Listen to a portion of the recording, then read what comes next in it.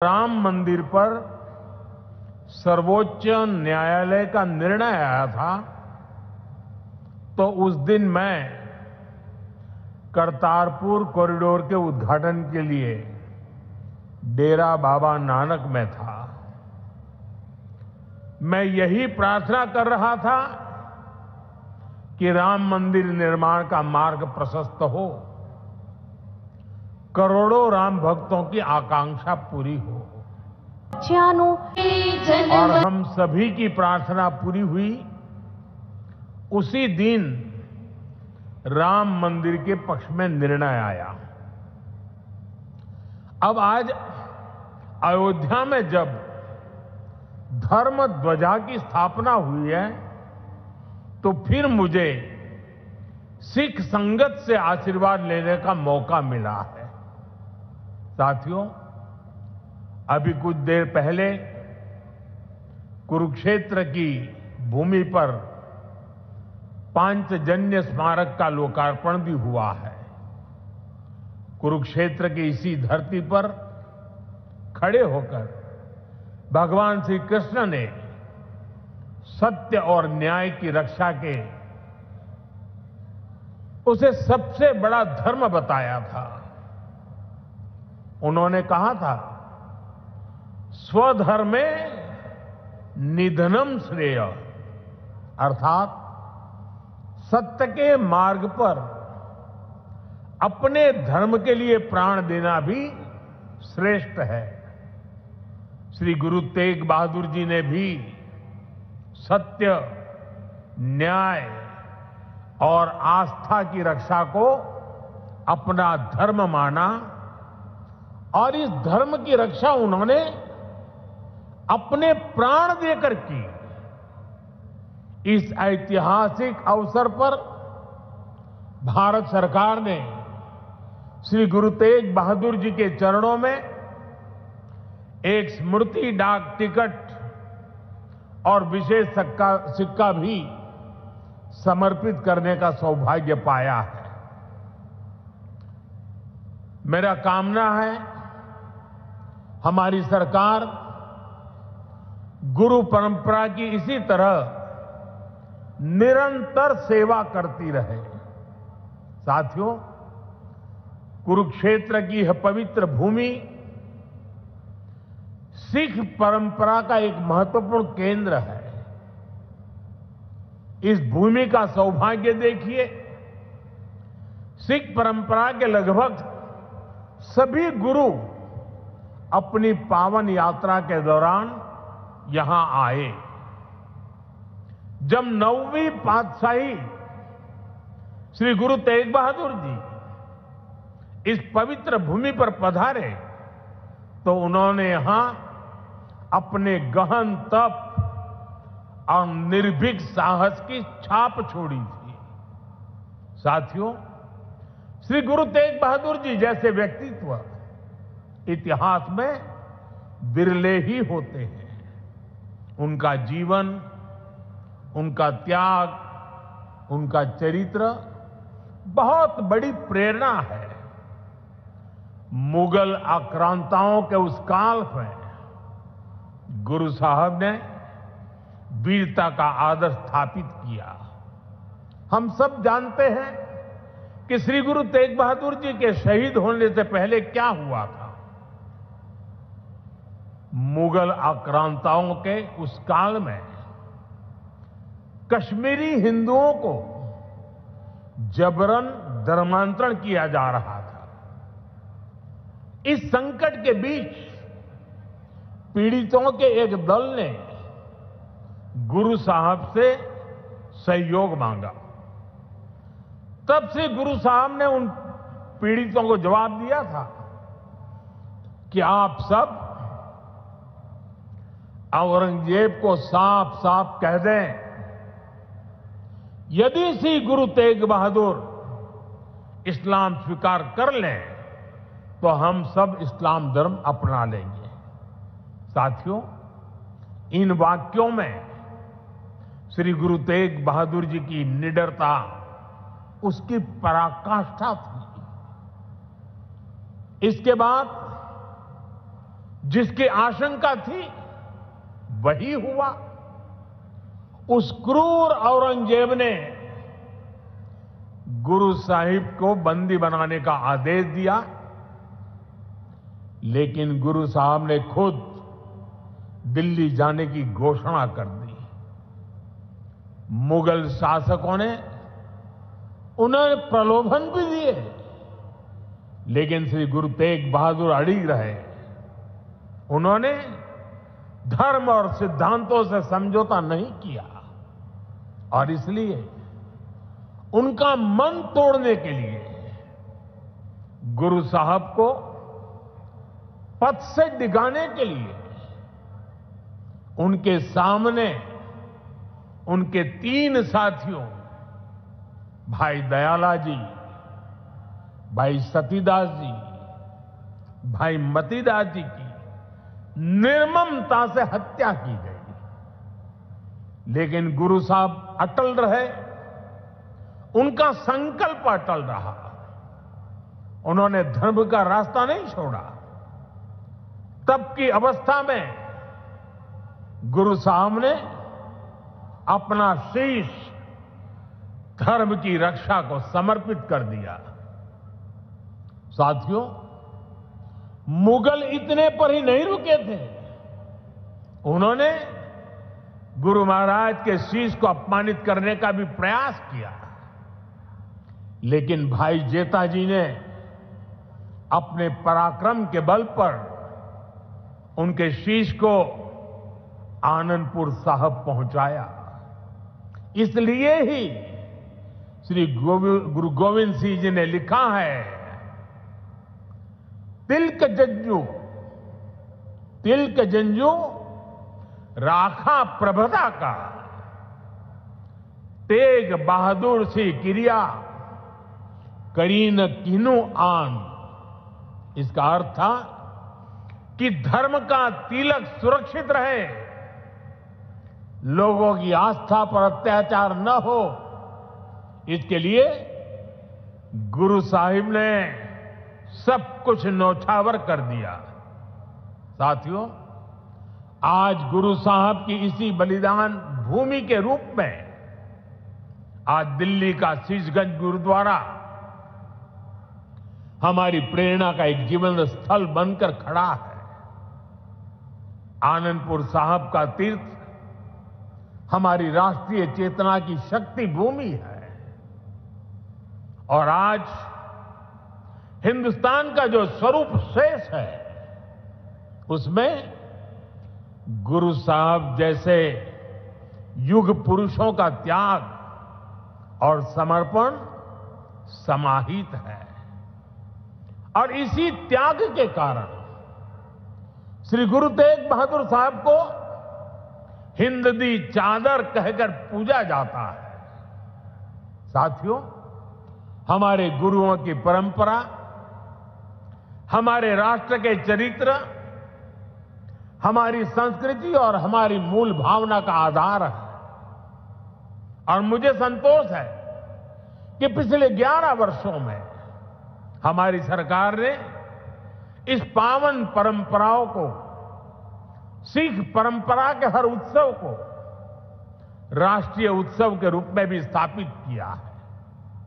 हमारी सरकार को श्री गुरु नानक देव जी के 550वें प्रकाश पर्व पर, श्री गुरु तेग बहादुर साहब जी के 400वें प्रकाश पर्व और श्री गुरु गोविंद सिंह जी के 350वें प्रकाश पर्व को भारत की एकता और अखंडता के उत्सव के रूप में मनाने का अवसर मिला।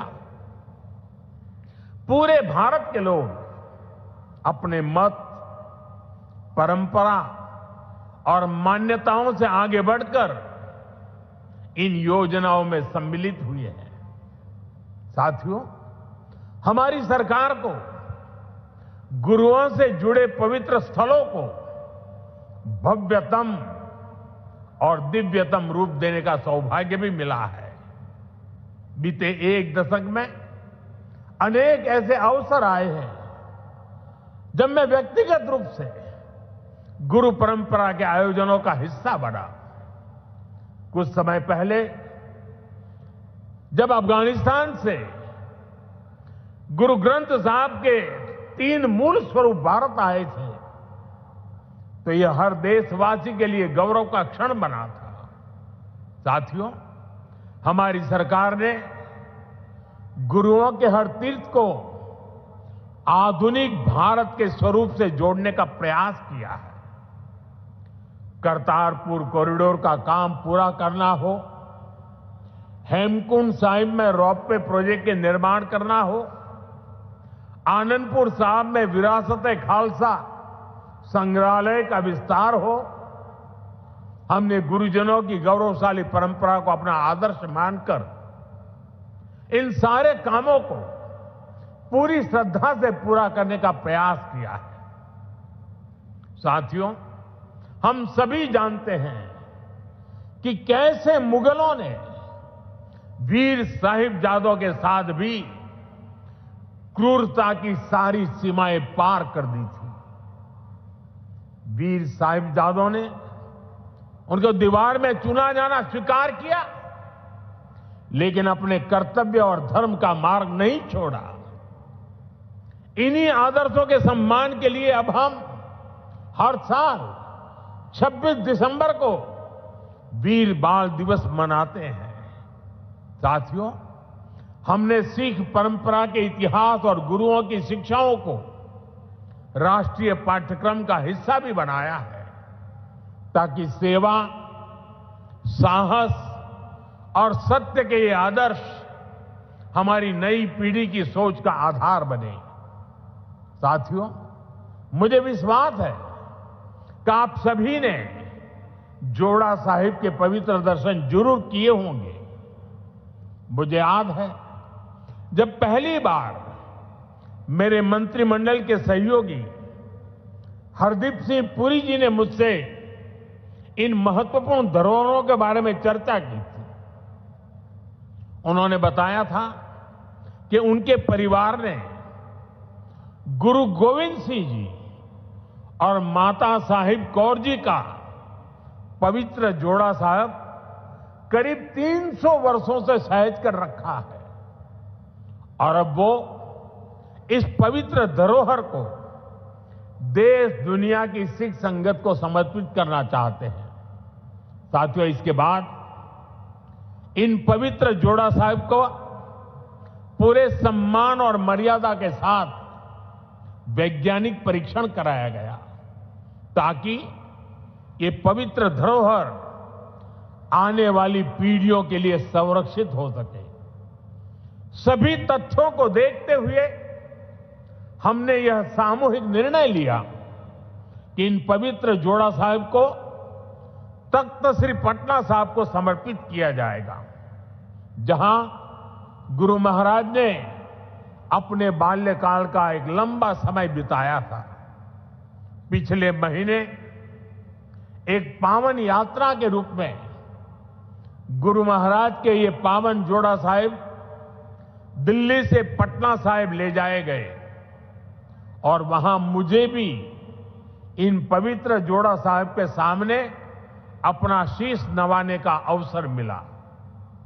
मैं इसे गुरुओं की विशेष कृपा मानता हूं कि उन्होंने मुझे इस सेवा का, इस समर्पण का और इस पवित्र धरोहर से जुड़ने का अवसर दिया।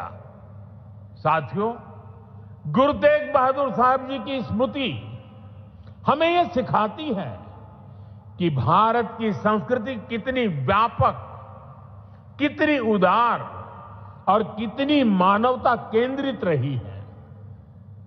उन्होंने सर्वत का भला का मंत्र अपने जीवन से सिद्ध किया।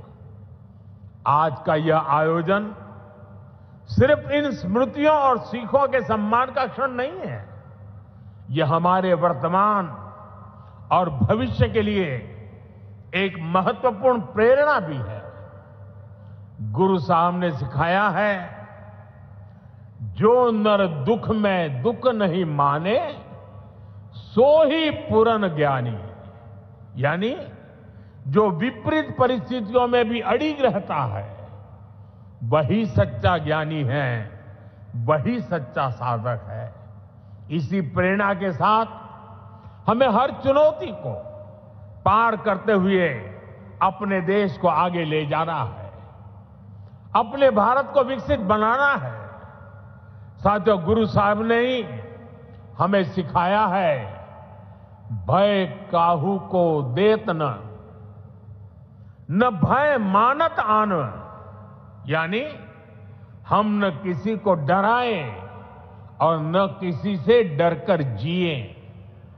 यही निर्भयता समाज और देश को मजबूत बनाती है। आज भारत भी इसी सिद्धांत पर चलता है। हम विश्व को बंधुत्व की बात भी बताते हैं और अपनी सीमाओं की रक्षा भी करते हैं। हम शांति चाहते हैं, लेकिन अपनी सुरक्षा से कोई समझौता नहीं करते। ऑपरेशन सिंदूर इसका सबसे बड़ा उदाहरण है। पूरे विश्व ने ये देखा है, नया भारत न डरता है, न रुकता है और न आतंकवाद के खिलाफ झुकता है।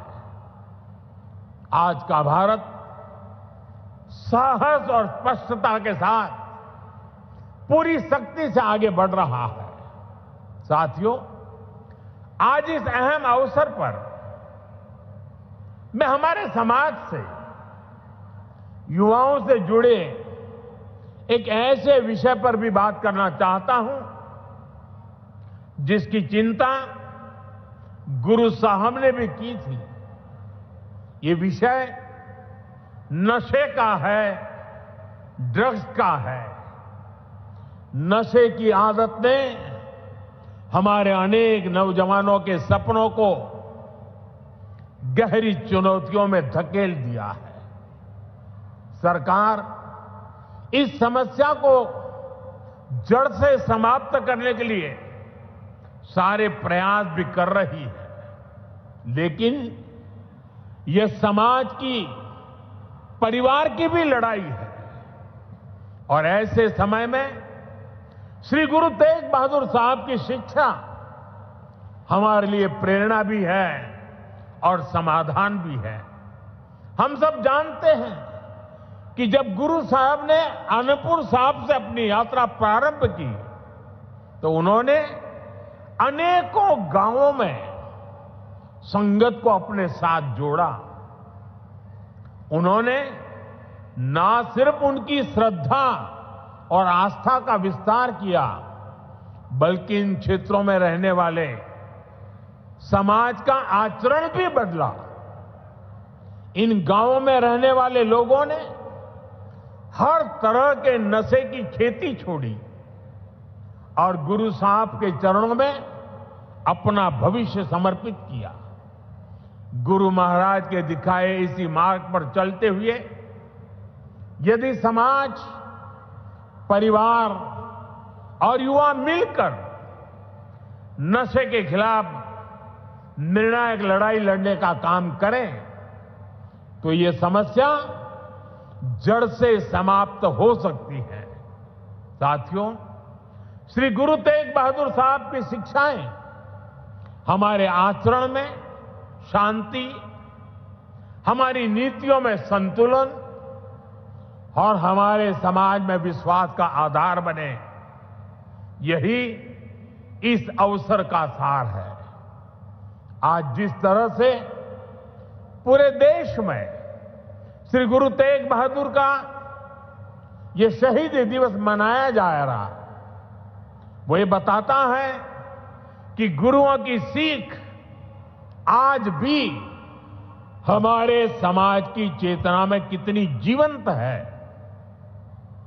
इसी भावना के साथ की ये सारे आयोजन भारत को आगे ले चलने में हमारी युवा पीढ़ी की सार्थक प्रेरणा बने। एक बार फिर आप सभी को मेरी अनेक अनेक शुभकामनाएं हैं। वाहेगुरु जी का खालसा, वाहेगुरु जी की फतेह।